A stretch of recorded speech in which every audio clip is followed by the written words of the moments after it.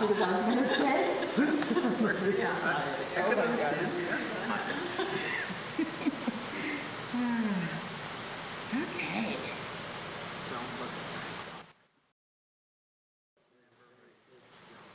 Did we ever change the battery itself?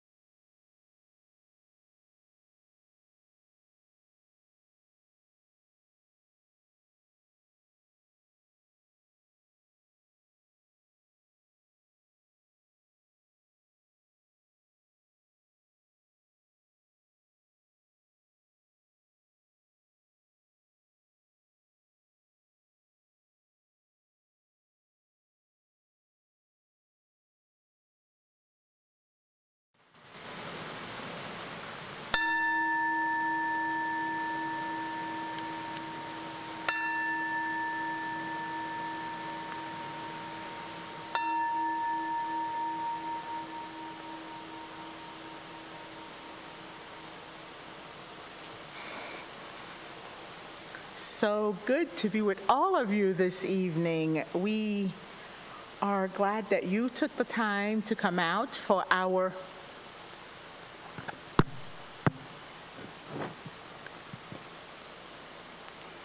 so good to be with all of you this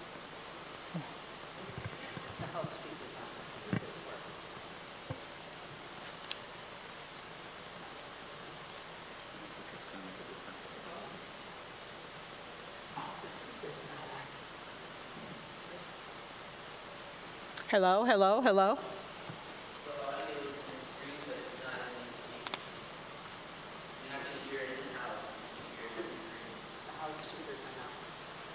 Oh.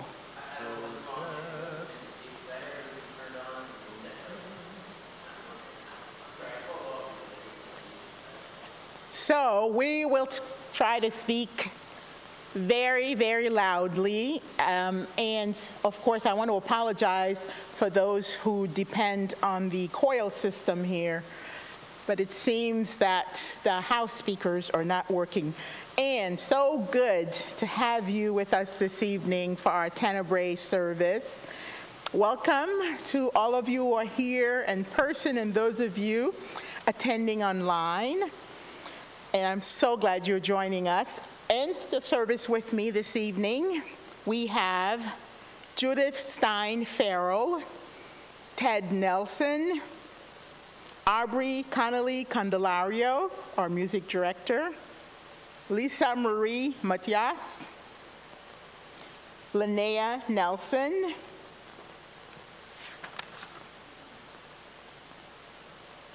I believe that is all of us who are here with you this evening. Just so you know, a little bit about Tenebrae, that service. The word Tenebrae is the Latin word for darkness. And it is a Western Christianity religious service held during the 3 days preceding Easter. And it's characterized by gradual extinguishing of candles and by a loud noise at the end. And in total darkness, and we will try to make the darkness happen for you as much as we can. We depend on nature. It is a service that is somber, or it is meant to be somber, marked by grief and sorrow. And in our service this evening, we'll start with lighting the chalices, and then after which we will start with our readings and some singing.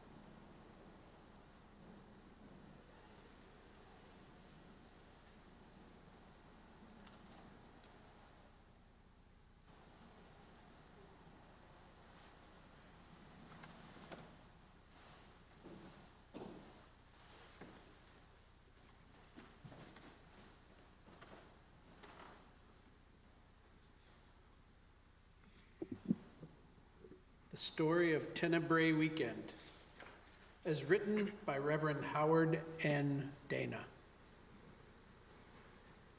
It has been a tumultuous few days. Days filled with highs and lows. You were there in the crowd when Jesus rode into Jerusalem earlier in the week. There were some of your own palm branches you and your neighbors waved to welcome him. There was such excitement in the crowd, such hope and anticipation. Here was the great teacher and prophet riding into the city, riding up to the temple. Here was the one whose very presence could heal people. Here was the Jewish leader that called for freedom from oppression. You have lived in Jerusalem for many years, and you have seen how it's changed. At first, the Roman governors let the Jewish people live in relative peace. But then the tax collectors wanted more and more money to send to Caesar. Then there was less and less freedom of movement.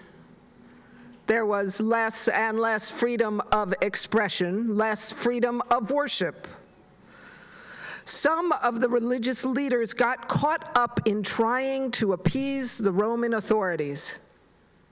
But uprising after uprising hardened Caesar's heart toward Jerusalem. Prophet after prophet was put to death. Now, Jerusalem is a wreck of its former self. The city is gripped with fear and racked with grief.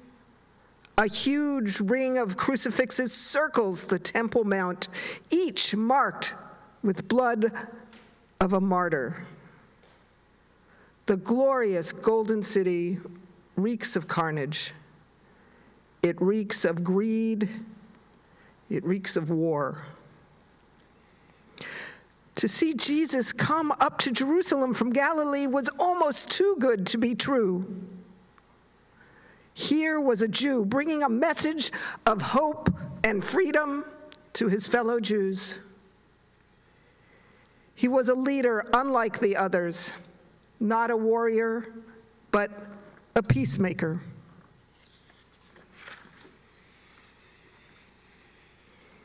But now you have heard that he too has been captured.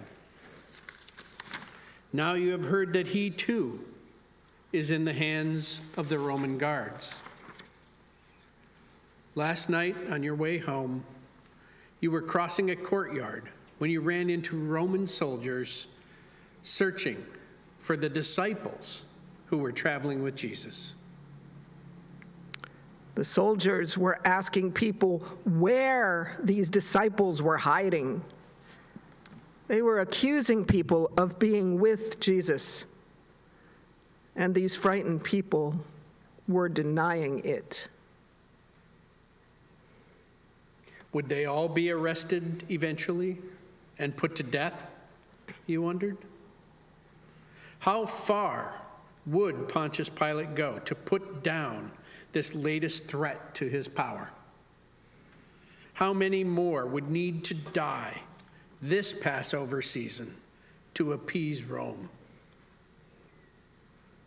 And then today, you heard stories of Jesus being mocked by the Roman guards. Some say that Herod himself wanted to see Jesus at his palace, but this seems unbelievable. You know that no good can ever come of being in custody of the Romans. You know their brutal tactics. So it does not surprise you that the final decision was that Jesus should be crucified. They had crucified hundreds of activists before him. So why not him too? But this time, it feels different. This time, it feels more significant. This time, it feels as if a truly holy man is being put to death.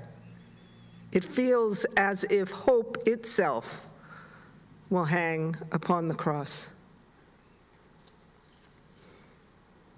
You know how Jesus' life will end. You've seen it before. The guards will make him carry the arm beam of his cross through the streets. They will force his already whipped body to climb a hill outside the city walls. There, among rats and vultures, they will nail him up and leave him to die in agony. Sometimes the death is quick. Sometimes a strong man might live a day or two. They will station a centurion nearby to be sure Jesus does not receive help from fellow Jews. Those men who followed him to Jerusalem will remain in hiding, fearing the same. And when it is over, one more Jewish rabble-rouser will be dead. When it is over, Jerusalem will trudge through another day of its war-soaked life.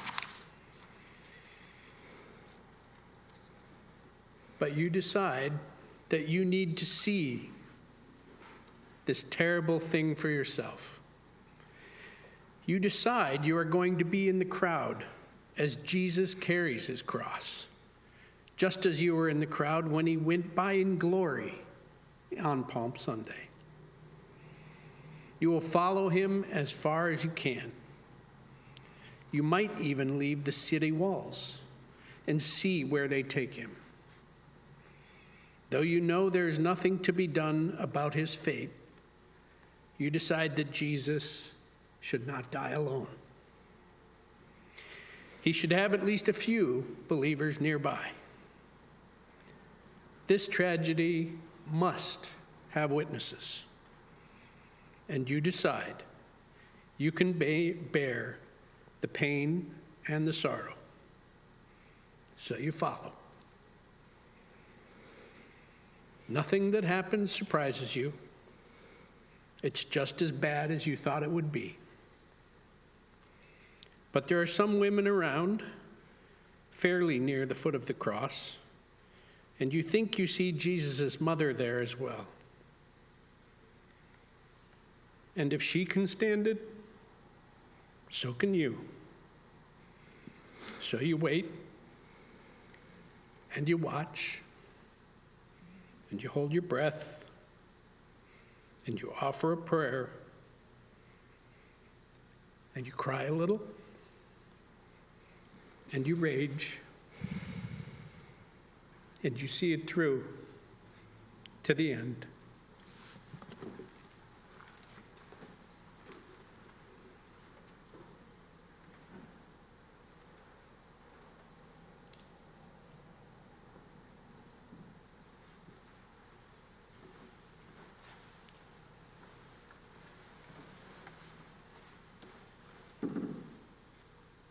Were you there when they crucified my Lord? Were you there when they crucified my Lord? Oh,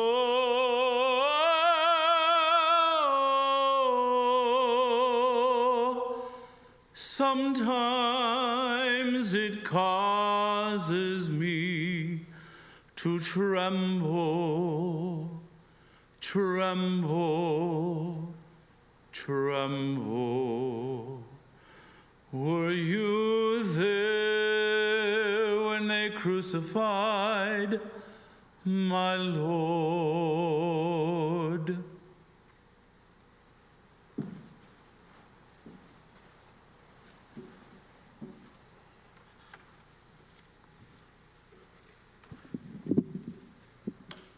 My name is Leisha Marie Matias, and this is my poem, Our Holy Mother's Tears.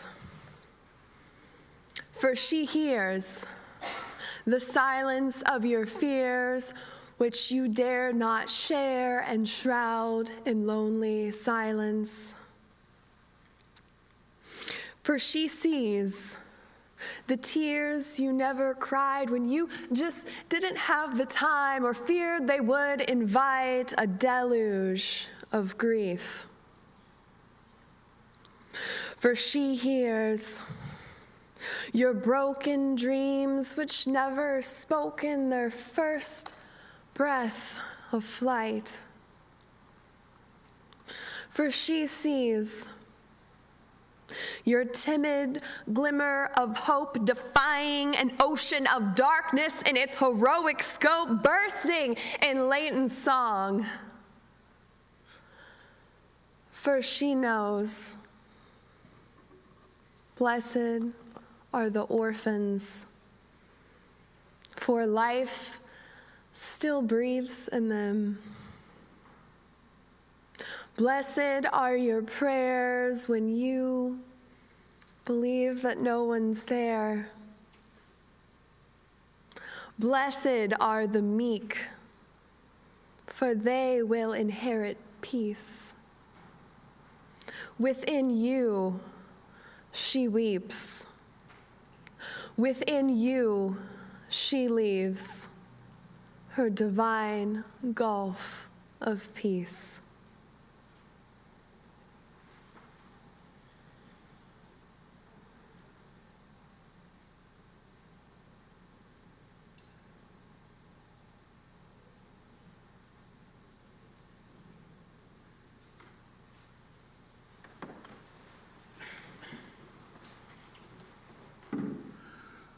Were you there when they nailed him to the tree?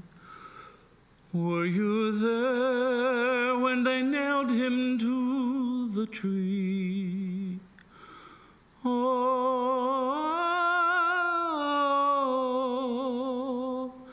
sometimes it causes me to tremble, tremble,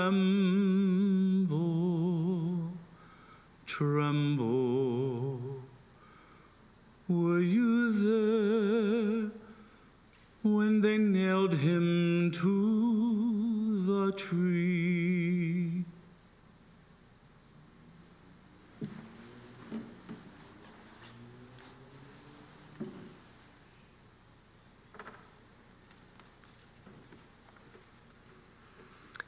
This piece is called Good Friday, and it's in the words of Elizabeth Tarbox, who's speaking. I was working with a group of young people at a Safe Schools conference in Boston, and they were discussing how to tell their parents that they were gay or lesbian. Many of them had suffered harassment, brutality, and ostracism by their peers, and they worried about how to protect their parents from the sadness that often results from learning one's son or daughter is homosexual. Tell them you will always love them, even if they reject you, suggested one man. Talk to your siblings first and ask for their support, advised another. It's rough, admitted a young woman, but you stand to have a closer, more honest relationship with them once they know. One young man had tears in his eyes. I'm scared of hurting them, he admitted. I never wanted to lie to them. My parents are neat people, but I'm afraid they will be so disappointed in me. Good Friday is here. In our tradition, we focus more on the renewal and celebration of life than on the grief of death.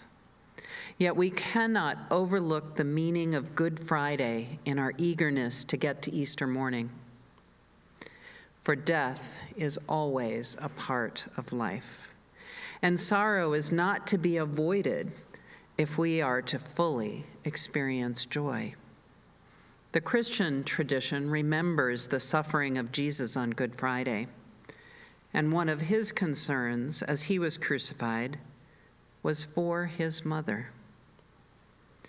I looked at these fine young men and women around the table at the conference, and I thought of Jesus saying, "Woman, behold your son," and to the disciple, "Behold your mother." Like Jesus, these young men and women wanted to protect their parents from sadness and disappointment. In the Bible story, Jesus' mother stayed with him right to the end. When everyone else turned away, his mother was there. I hope this will be true, too, for the students I met at the conference. I hope their parents will not turn away when they are most needed. If I could speak to each one of their parents, I would say, "Behold your child, and be very proud."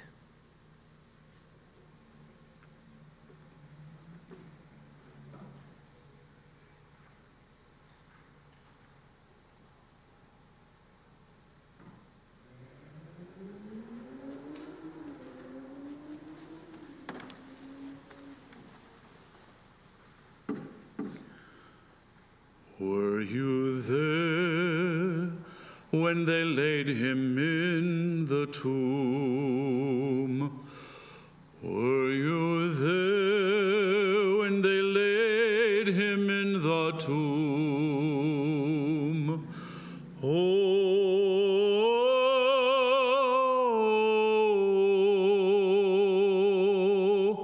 sometimes it causes me to tremble, tremble, tremble. Were you there when they laid him in the tomb?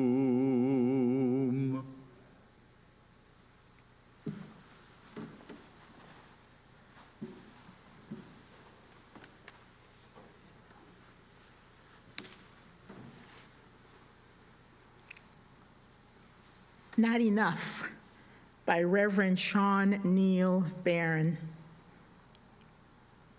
There are not enough candles in the world, not if we lit one each time death came to knock.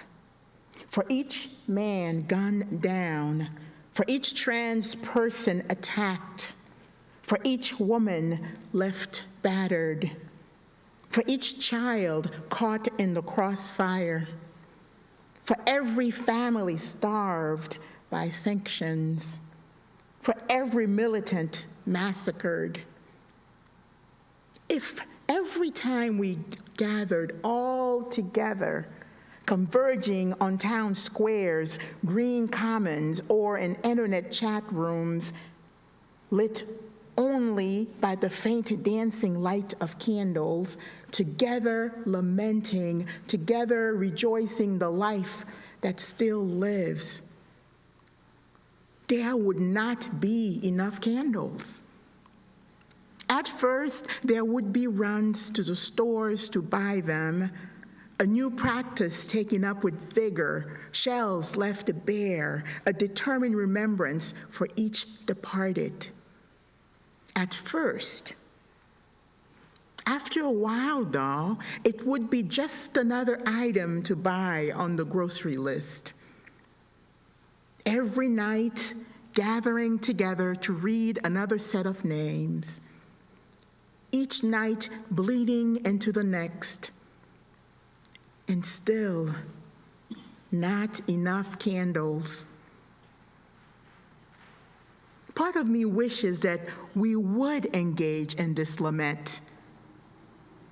Part of me wishes those who sell the guns and make the weapons and pass the policies and deploy the troops and utter racist words would all be there. That slowly the names would smooth away the rationalizations, the false projections, the twisted logic, the false hope, the idealistic dreams that all dwells within the violence. But I know there are not enough candles in the world.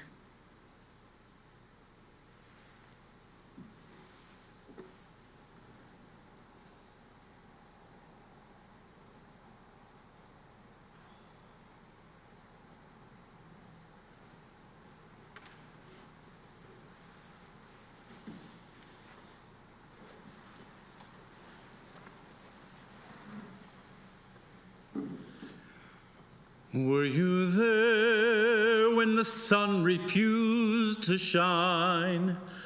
Were you there when the sun refused to shine? Oh,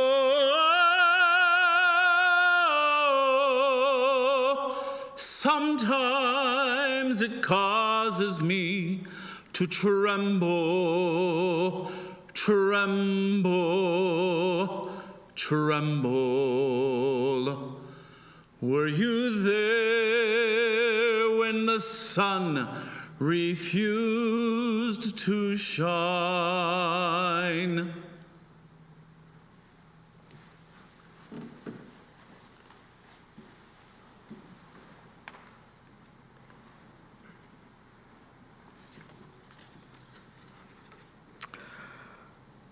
Rebuilding Starts with Weeping by Amand Udis Kessler.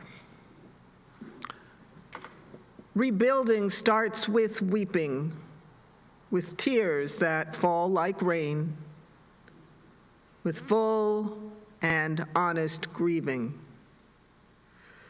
for years of loss and pain, for suffering and sorrow that never had to be. Rebuilding starts with weeping for all who are not free.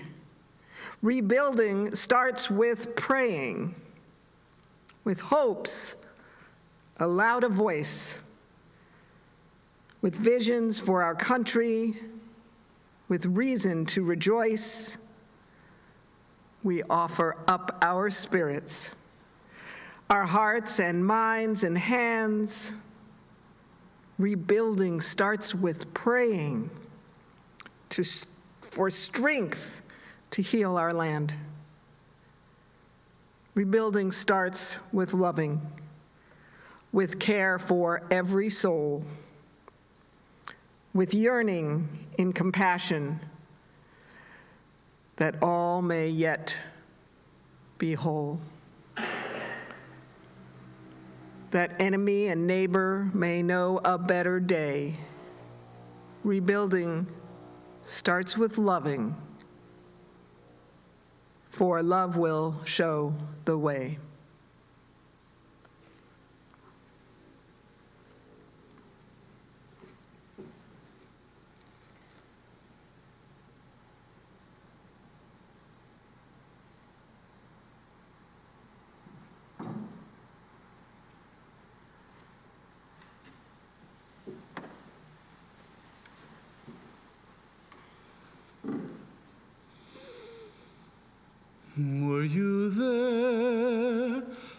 when the sky began to weep? Were you there when the sky began to weep? Oh,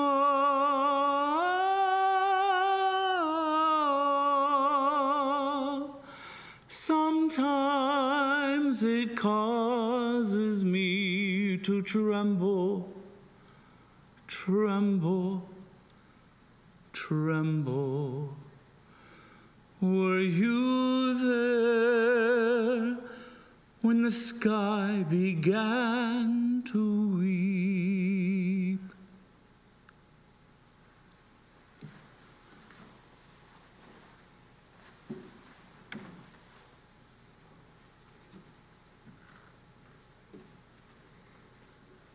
Don't Forget to Mourn by Jacaren Oloya.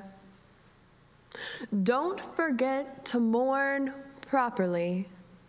The way you don't want anyone to see wailing, thrashing, heaving with each breath, releasing, purging.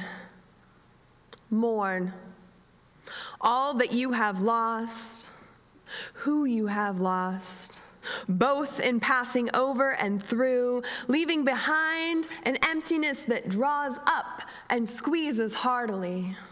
Mourn, with no regard to place or time, feeling deeply the etching of each second across bare skin, leaving behind canyons to fill. Mourn, until eyes bleary and aching strain to see.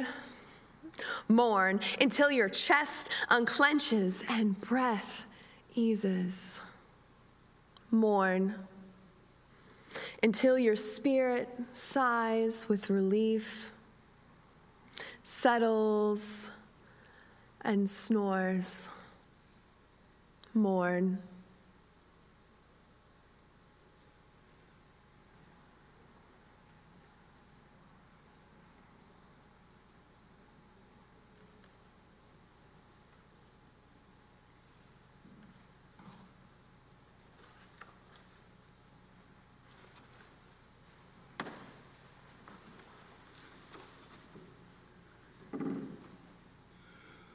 Were you there when they crucified my Lord? Were you there when they crucified my Lord?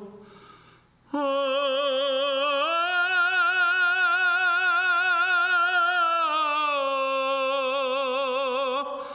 sometimes it causes me to tremble,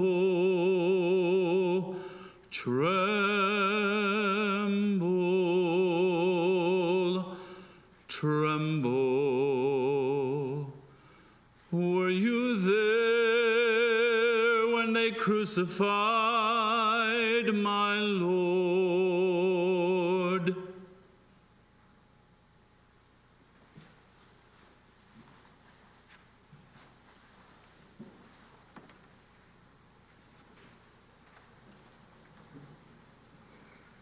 This is our last reading of the night, beloveds.